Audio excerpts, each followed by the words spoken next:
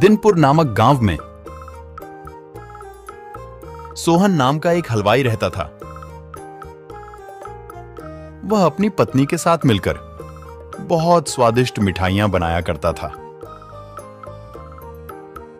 मिठाइयां अधिक स्वादिष्ट होने की वजह से पूरा गांव उससे ही मिठाइयां खरीदता था।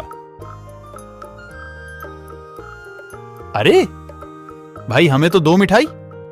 हाँ, हमें भी तो दो। हाँ, देता हूं, सबको देता हूं। शाम तक उसकी सारी मिठाइयां बिक जाती थी और अच्छा लाभ हुआ करता था।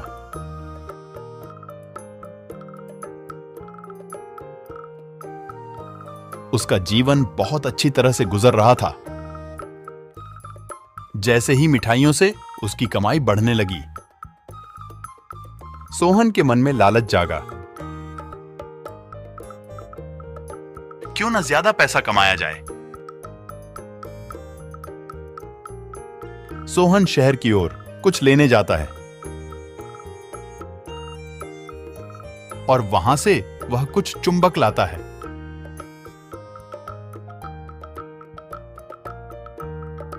वह चुंबक को तराजू में लगा देता है, मिठाइयों को तराजू में तोलता। सोहन ग्राहकों को कम मिठाइयां देता और ज्यादा लाभ कमाता।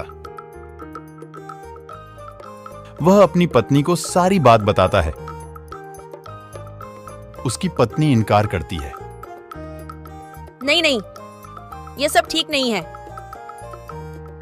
परंतु वह नहीं माना। एक दिन दूसरे गांव का एक युवक आता है। भैया, 1 किलो लड्डू देना। हाँ हाँ, अभी देता हूं। वह उस युवक को लड्डू देता है। उस युवक को लड्डू कम लगते हैं। भैया, लड्डू कम है, जरा फिर से तौलना। हैं, इतना समय नहीं है मेरे पास, और भी काम है। लेना है तो लो, वरना रहने दो। वह उदास होकर वहां से चला जाता है। वह गांव वालों को सारी बात बताता है। गांव का एक युवक उसकी दुकान से मिठाई लाता है और दूसरे तराजू पर तौलते हैं। मिठाई कम होती है। सभी लोग उसकी दुकान पर आते हैं और सोहन को बहुत मारते हैं।